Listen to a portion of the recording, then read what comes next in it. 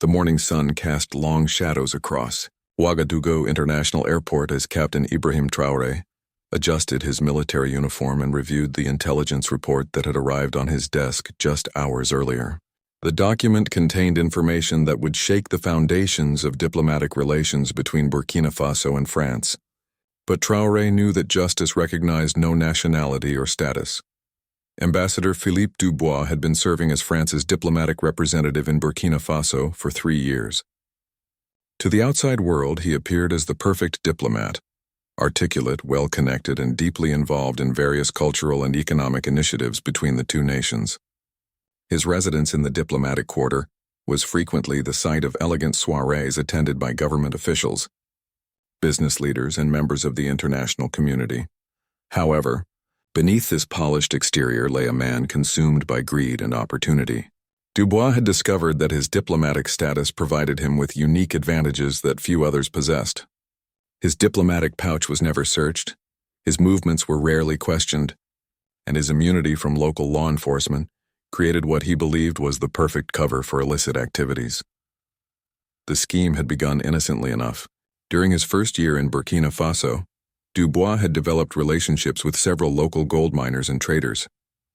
The country's rich mineral deposits had always fascinated him, and he initially viewed these connections as part of his diplomatic duties to foster economic cooperation. But as he learned more about the gold trade and witnessed the vast profits being made, his perspective began to change. Dubois started small, using his diplomatic connections to facilitate what he claimed were legitimate business transactions. He would arrange meetings between French companies and local miners, taking modest commissions that seemed reasonable for his services. However, as his financial appetites grew, so did the scope of his operations. The turning point came when Dubois realized that he could use his diplomatic status to bypass all the normal export procedures and regulations. Gold that was supposed to remain in Burkina Faso for proper documentation and taxation could be transported directly to France in his diplomatic luggage. The profits were enormous and the risks seemed minimal. Over the following months, Dubois established a sophisticated network of contacts throughout the gold mining regions. He would arrange for miners to bring their gold to discrete locations, where his trusted associates would collect it. The gold would then be transported to his residence, where it was carefully packaged and prepared for shipment.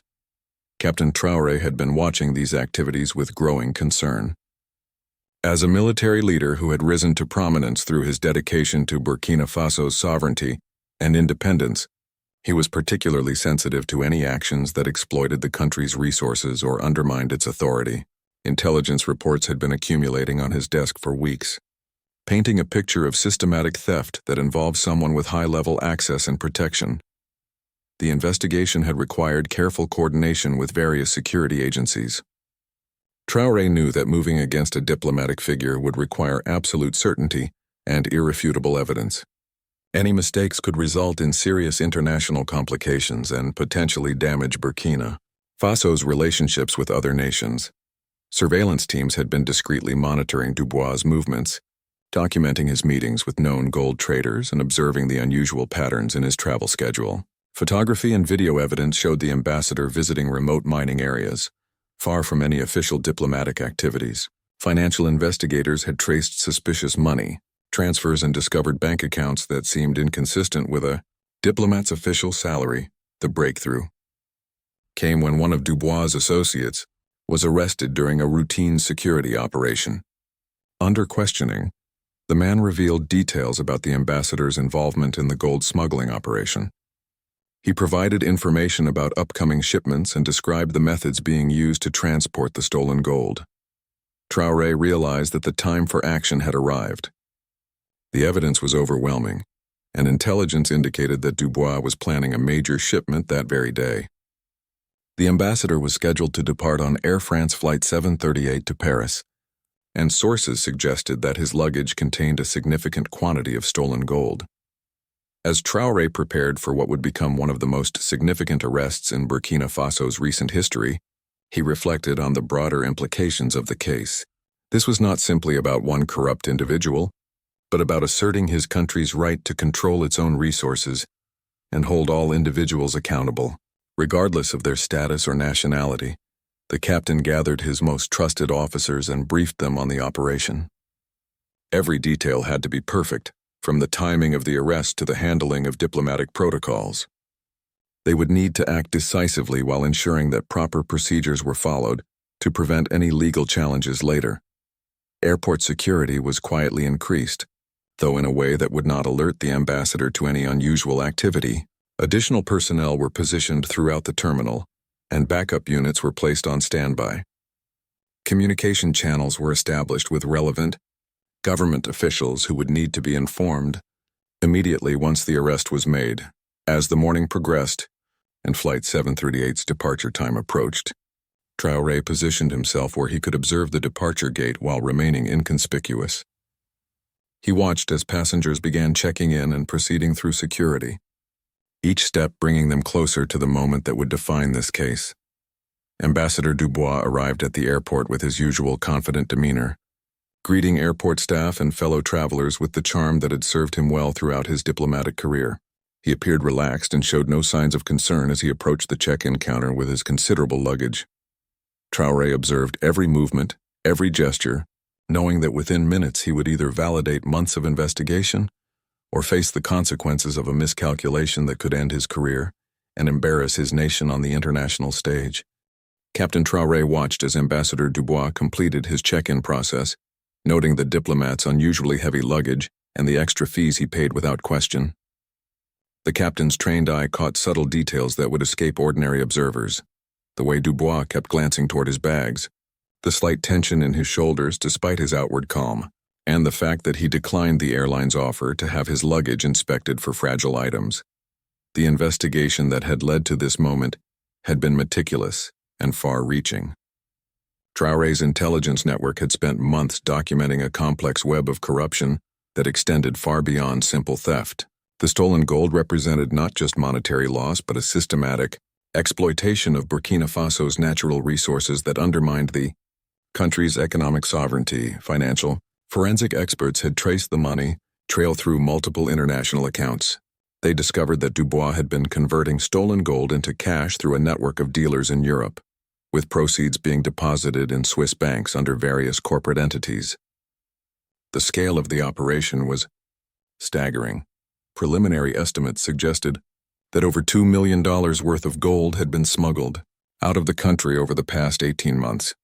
Local mining communities had unknowingly become victims of this scheme. Dubois had used his diplomatic status and connections to gain access to remote mining areas, where small-scale miners worked dangerous conditions to extract gold from the earth. These miners, many of whom were struggling to support their families, had been promised fair prices and legitimate business relationships.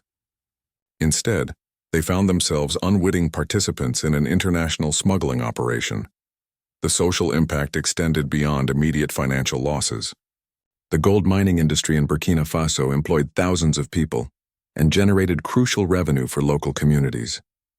When significant quantities of gold disappeared from official export channels, it reduced government tax revenues that were desperately needed for infrastructure, education, and healthcare programs. Traoré had personally visited some of the affected mining communities during his investigation. He met with local leaders who described how they had initially been excited about the prospect of working with French buyers, seeing it as an opportunity to expand their markets and improve their economic situations. The betrayal of that trust had left many miners suspicious of all international partnerships, potentially damaging legitimate business relationships for years to come. The diplomatic implications of the case were equally complex.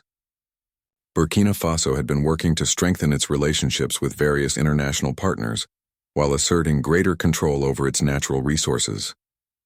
The discovery that a foreign ambassador was exploiting diplomatic immunity to steal national resources struck at the heart of these sovereignty efforts. Intelligence reports indicated that Dubois had been sharing information about government, mining policies, and security arrangements with unauthorized parties. This breach of diplomatic trust extended beyond personal corruption to potential national security issues.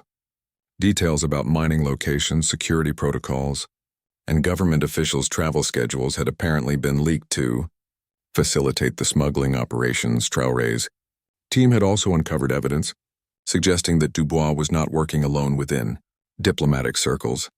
Communications intercepted during the investigation hinted at a broader network that might include other diplomatic personnel and international business figures. The arrest of Dubois could potentially provide leads to expose this larger conspiracy.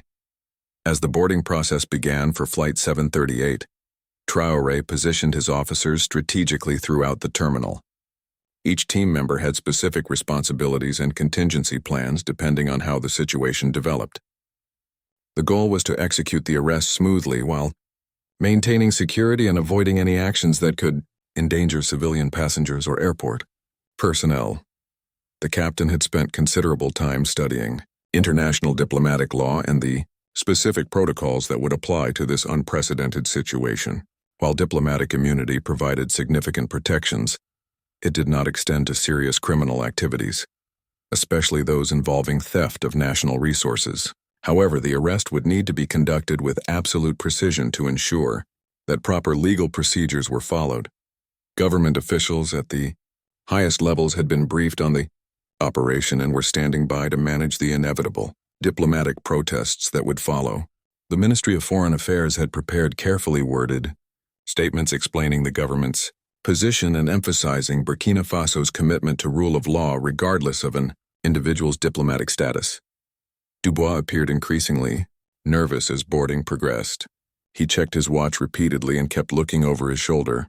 Though there was nothing obviously suspicious happening around him, Traoré wondered if the ambassador's criminal instincts were warning him that something was amiss, or if he was simply experiencing the normal anxiety that came with transporting such valuable contraband.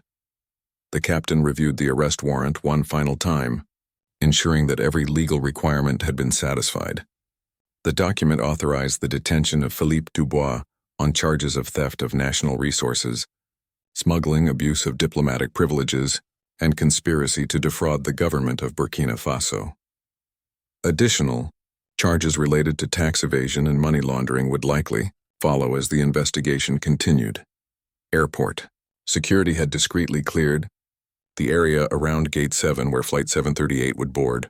Alternative routes were prepared in case the arrest needed to be conducted in a different location, and medical personnel were on standby in case of any complications. Every possible scenario had been anticipated and planned for. As the final boarding call was announced, Traoré received confirmation that all units were in position.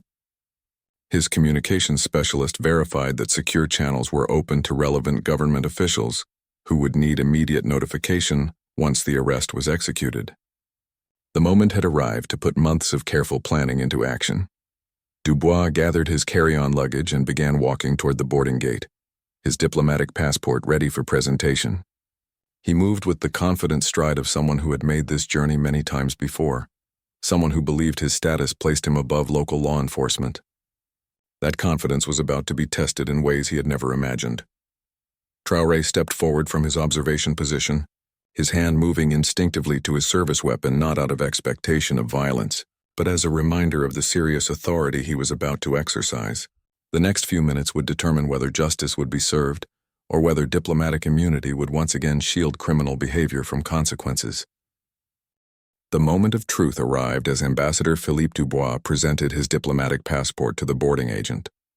Captain Traoré moved purposefully across the terminal floor, his officers following at calculated distances to avoid creating obvious alarm among other passengers. The carefully choreographed approach had been practiced multiple times to ensure smooth execution. "Excuse me, Ambassador Dubois," Traoré said in clear French, his voice carrying the authority of his rank while maintaining diplomatic courtesy. "I am Captain Ibrahim Traoré of the Burkina Faso Armed Forces. I need to speak with you regarding an urgent matter of national security." Dubois turned, and his face immediately revealed the shock and recognition of what was happening. His practiced diplomatic smile faltered as he processed the implications of being approached by military leadership at the airport. The boarding agent stepped back, sensing the tension in the air and recognizing that something significant was unfolding. "Captain, I am a diplomatic representative of the French Republic," Dubois replied, attempting to regain his composure and assert his protected status. "I am traveling on official business and have diplomatic immunity under international law. If there are any concerns, They must be addressed through proper diplomatic channels. Traoré had anticipated this exact response and was fully prepared for the legal and diplomatic complexities that would follow. His months of preparation included extensive consultation with legal experts who had helped him understand the precise boundaries of diplomatic immunity and the circumstances under which it could be challenged. "Ambassador, I understand your diplomatic status," Traoré responded calmly. "However, I have evidence of serious criminal activities that fall outside the protection of diplomatic immunity. You are under arrest for theft of national resources, smuggling, and abuse of diplomatic privileges. You have the right to remain silent and to contact your embassy." The terminal area around them had grown noticeably quiet as travelers sensed the dramatic confrontation taking place. Airport security personnel moved to create a subtle barrier around the scene, preventing curious onlookers from getting too close while ensuring that the situation remained under control. Dubois' shock quickly transformed into indignation and defiance. "This is absolutely outrageous. You have no authority to arrest a diplomatic representative. I demand immediate contact with my embassy and with French authorities. This action will have severe consequences for diplomatic relations between our countries." Traoré remained unmoved by the threats and diplomatic bluster. Throughout his career, he had faced far more intimidating opponents than a corrupt diplomat attempting to hide behind legal technicalities. His commitment to justice and national sovereignty provided him with the strength to proceed despite the potential international complications. "Your embassy will be notified immediately, as required by diplomatic protocol," Traoré assured him. "However, the evidence against you is overwhelming, and the crimes you have committed are serious violations of Burkina Faso's sovereignty. Diplomatic immunity does not extend to the systematic theft of our national resources." As Traoré's officers moved to secure the scene, airport personnel announced that Flight 738 would experience a slight delay due to security procedures. The remaining passengers were asked to remain in the waiting area while the situation was resolved. Most travelers had no idea they were witnessing one of the most significant diplomatic arrests in recent African history. The captain signaled to his communications officer, who immediately contacted the French embassy to inform them of the arrest and to arrange for consular access as required by international law. Simultaneously, notifications were sent to relevant government ministers and security officials who had been standing by for this moment. Dubois made one final attempt to assert his diplomatic immunity, raising his voice and demanding that other passengers witness what he claimed was an illegal arrest. "This is a violation of international law. I am a diplomatic representative and cannot be detained by local authorities. I demand that everyone here witness this illegal action." Several passengers began recording the confrontation with their mobile phones, though airport security quickly intervened to prevent unauthorized filming in the secure area. The international implications of the arrest meant that careful control of information would be crucial in the hours and days ahead. Traoré approached Dubois with professional restraint, understanding that every word and action would likely be scrutinized by international media and diplomatic officials. "Ambassador, you will be treated with all appropriate respect for your former diplomatic status. However, you are now under arrest and will be processed according to Burkina Faso law." The search of Dubois' luggage would need to be conducted under strict legal protocols to ensure that any evidence collected would be admissible in court. Traoré had arranged for the presence of independent witnesses and video documentation to prevent any claims of improper procedures or planted evidence. As officers began the process of securing Dubois' belongings, the ambassador's demeanor changed from defiant to desperate. He seemed to realize that his carefully constructed world of privilege and immunity was collapsing around him. The confidence that had carried him through months of criminal activity was replaced by the growing awareness that he might actually face serious consequences. "You don't understand the implications of what you're doing," Dubois pleaded, his voice losing its earlier authority. "This will cause a diplomatic crisis. There are powerful people who will not allow this arrest to stand.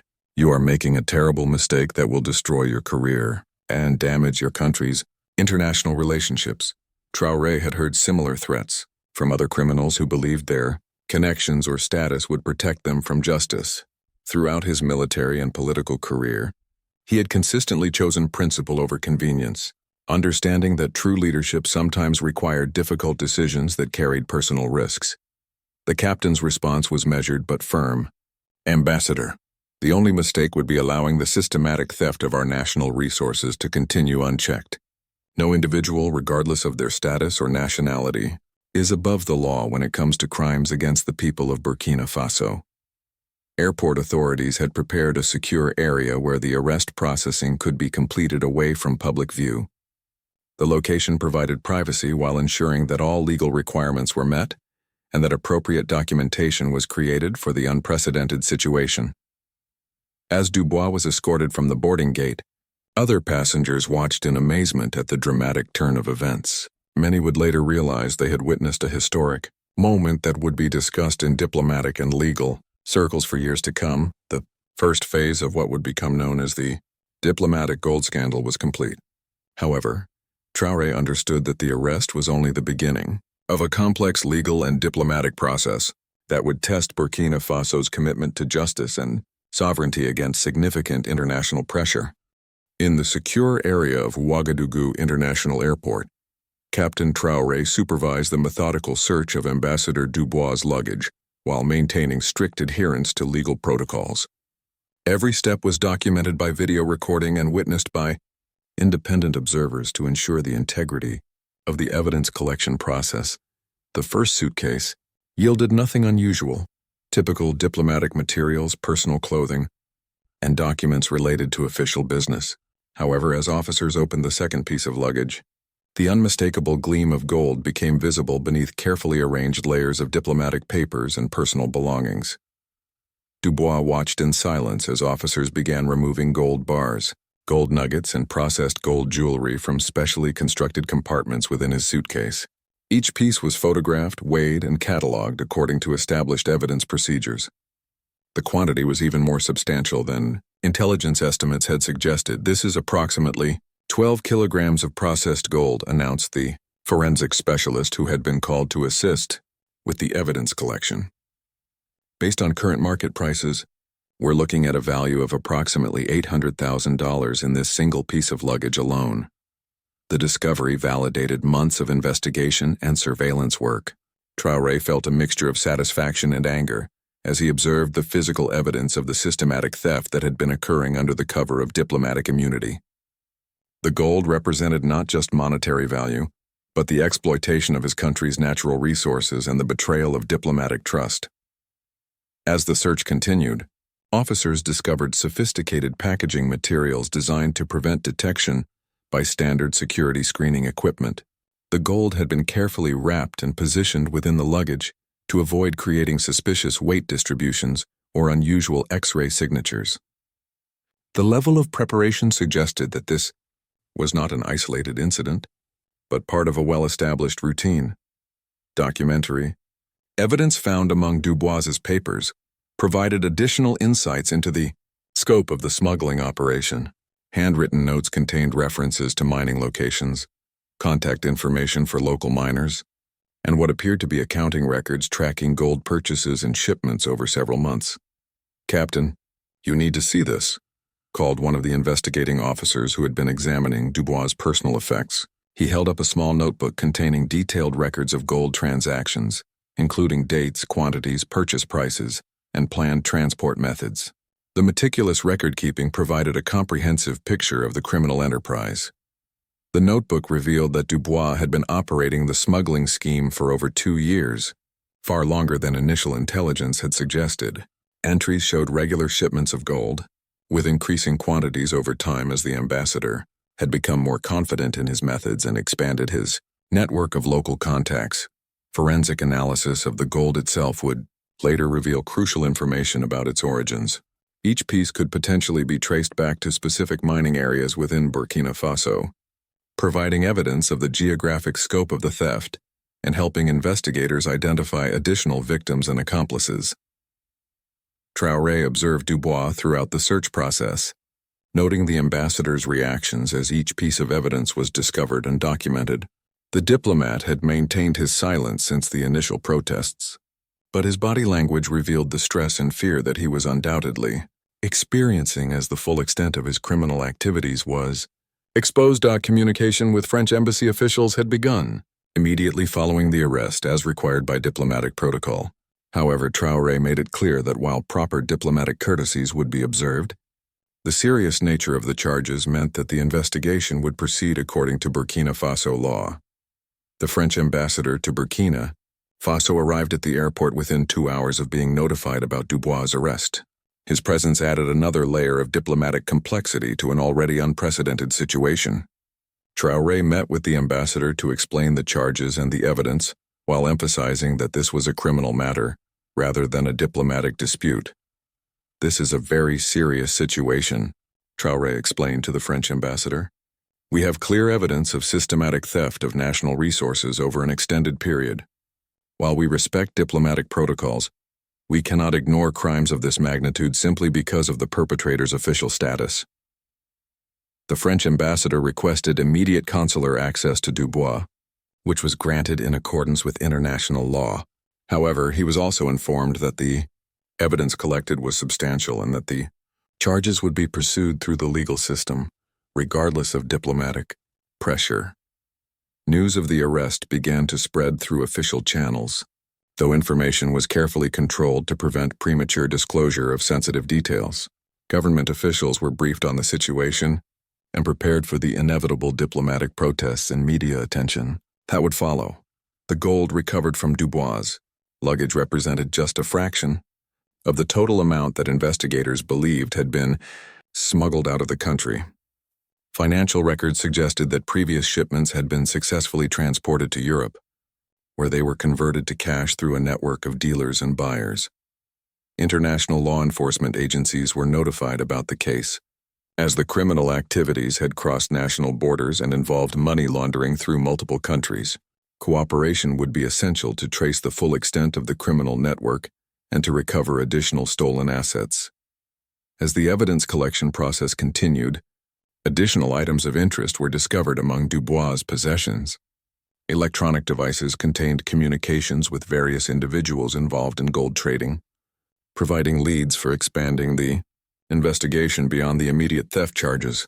The psychological profile that emerged from the evidence painted a picture of a man who had gradually escalated from minor corruption to major international smuggling. The detailed record suggested someone who had become obsessed with maximizing profits while believing that his diplomatic status provided complete protection from consequences. Laboratory analysis of the gold would eventually reveal trace elements and characteristics that could definitively link the stolen material to specific mining areas within Burkina Faso.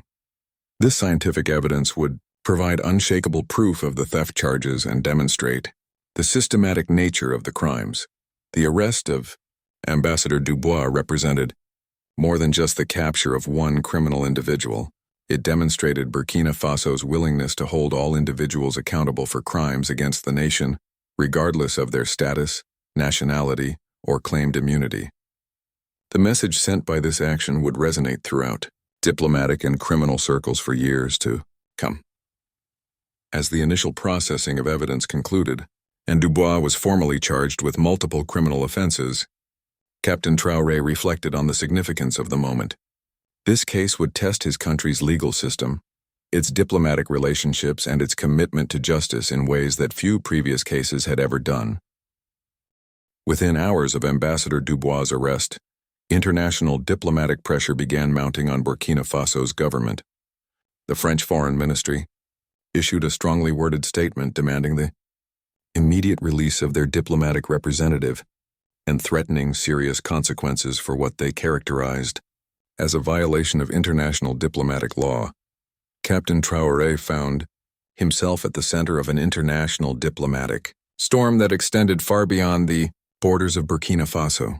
Phone calls flooded government offices from French officials, European Union representatives, and various international organizations questioning the legal basis for the arrest and demanding explanations for what many viewed as an unprecedented action. The French president personally contacted Burkina Faso's leadership, expressing grave concerns about the arrest and suggesting that the charges were politically motivated rather than based on legitimate criminal evidence. This high-level intervention demonstrated the seriousness with which France viewed the situation and the pressure they were willing to exert to secure Dubois' release. However, President Ibrahim Traoré stood firmly behind Captain Traoré's actions, emphasizing that Burkina Faso would not allow diplomatic immunity to be used as a shield for criminal activity.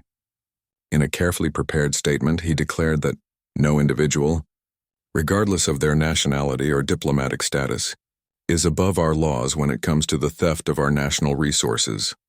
International media coverage of the arrest was extensive and largely skeptical of Burkina Faso's actions. Many European news outlets portrayed the situation as an African nation, overreaching its authority and violating established diplomatic norms. The narrative suggested that the arrest was politically motivated and part of broader, anti-French sentiment in the region. Captain Traoré watched these developments with growing concern but unwavering determination. He understood that the international pressure was designed to force his government to back down and release Dubois without trial. However, the evidence was overwhelming, and the principle at stake was fundamental to his country's sovereignty. Legal experts from around the world weighed in on the case, with opinions sharply divided along predictable lines. European legal scholars generally argued that diplomatic immunity was absolute and that the arrest violated fundamental principles of international law. African and developing world lawyers countered that immunity could not extend to serious, criminal activities that violated the host country's sovereignty. The economic pressure accompanying the diplomatic protests was equally intense. French companies began suspending new investments in Burkina Faso, and several European Union development projects were put on hold pending resolution of the diplomatic crisis. The message was clear that defying French diplomatic pressure would carry significant economic costs. Behind the scenes, intense negotiations were taking place between various government officials and international representatives. The French government proposed several compromise solutions that would allow Dubois to return to France, while maintaining face for all parties involved. These proposals ranged from diplomatic settlement to trial in a French court. Captain Traoré participated in high-level government meetings where these compromise proposals were debated extensively. The pressure to accept some form of face-saving solution was enormous, particularly given the economic consequences that were already beginning to affect ordinary citizens who depended on international trade and development projects. However, the captain remained adamant that accepting any compromise would set a dangerous precedent that would encourage future exploitation of Burkina Faso's resources by those who believed their status placed them above local law. The gold recovered from Dubois' luggage represented just the tip of an iceberg that could have continued growing indefinitely if not addressed decisively.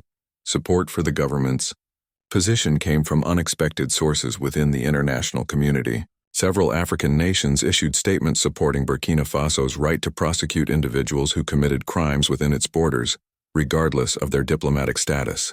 Anti-corruption organizations also voiced support for holding diplomatic personnel accountable for criminal activities. The legal proceedings moved forward, despite the international pressure. Prosecutors presented evidence to support formal charges, including the physical gold recovered from Dubois' luggage, documentary evidence of systematic smuggling operations, and testimony from local miners who had been exploited by the scheme. Dubois' legal team, which now included prominent international lawyers funded by the French government, challenged every aspect of the case. They argued that the arrest was invalid, that diplomatic immunity prevented prosecution, and that the evidence had been obtained improperly. Each challenge was methodically addressed by Burkina Faso's legal system. International human rights organizations began monitoring the case to ensure that Dubois received fair treatment and due process rights, despite the diplomatic tensions. Their presence added another layer of scrutiny to proceedings that were already receiving unprecedented international attention. The strain on Captain Traoré was enormous, as he faced criticism not only from international sources but also from some domestic voices who worried about the economic and diplomatic consequences of confronting a major international power. His family received threats, and his personal security had to be increased due to concerns about potential retaliation. Despite these pressures, public opinion within Burkina Faso strongly supported the arrest and prosecution. Citizens viewed the case as a test of their country's independence and sovereignty. Demonstrations in support of the government's actions took place in major cities, with protesters carrying signs demanding justice regardless of diplomatic pressure. Financial analysis of the case revealed that the stolen gold represented significant lost revenue for the government and local communities, tax revenues that should have supported education, healthcare, and infrastructure development had instead enriched foreign individuals while leaving the country's citizens to bear the costs of underfunded public services. The case began attracting attention from academic and policy circles interested in the broader implications for diplomatic law and international relations. Law schools organized debates and conferences, examining whether traditional concepts of diplomatic immunity needed to be reconsidered in light of modern criminal activities. Regional African leaders watched the case closely as a potential precedent for their own relationships with former colonial powers and international partners. The outcome would signal whether African nations could successfully assert their sovereignty against major international powers when fundamental principles were at stake. As legal proceedings continued and international pressure intensified, Captain Traoré remained focused on ensuring that justice would prevail, regardless of the external forces attempting to influence the outcome. The case had evolved beyond a simple criminal prosecution to become a defining moment for Burkina Faso's independence and sovereignty in the modern world. 3 months after his dramatic arrest at Ouagadougou International Airport, former Ambassador Philippe Dubois sat in a Burkina Faso courtroom as the final verdict was delivered. Despite months of intense international pressure, legal challenges, and diplomatic negotiations, the case had proceeded through the country's legal system with careful attention to due process and international law. Captain Ibrahim Traoré watched from the gallery as the judge delivered a comprehensive verdict that validated every aspect of the investigation and prosecution. Dubois was found guilty on all charges, including theft of national resources, smuggling, money laundering, and abuse of diplomatic privileges. The evidence presented during the trial had been overwhelming and irrefutable. The trial had become a landmark case in international law, closely watched by legal experts, diplomats, and governments around the world. The proceedings had been conducted with scrupulous attention to fairness and transparency, with international observers confirming that all proper legal procedures had been followed throughout the process. Evidence presented during the trial revealed that Dubois' criminal activities were even more extensive than initially suspected.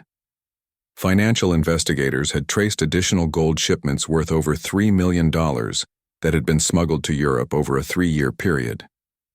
Bank records showed that proceeds from these illegal sales had been deposited in accounts across multiple countries. The testimony of local miners who had been exploited by Dubois' scheme proved particularly compelling. These individuals described how they had trusted the French ambassador because of his official status and diplomatic credentials, only to discover that they were unwitting participants in an international criminal enterprise that defrauded their own government. International legal experts who had initially criticized the arrest were forced to acknowledge that the evidence presented was substantial and that the legal procedures followed were consistent with international standards. The case became a textbook example of how developing nations could successfully assert their sovereignty while respecting diplomatic protocols. The sentencing phase revealed the judge's careful consideration of both the severity of the crimes and the broader implications for diplomatic relations. Dubois received a sentence of 12 years in prison, along with substantial financial penalties, designed to compensate for the stolen resources and damaged relationships with local communities. Perhaps more significantly, the court ordered the seizure and return of all assets linked to the criminal activities, including properties purchased in France with proceeds from the gold sales. This aspect of the judgment required extensive international cooperation and marked a significant victory in recovering stolen national resources. The French government's response to the verdict was notably muted compared to their initial outrage over the arrest. Faced with overwhelming evidence of their diplomats' criminal activities, French officials quietly accepted the court's decision, while expressing hope that the case would not permanently damage bilateral relationships.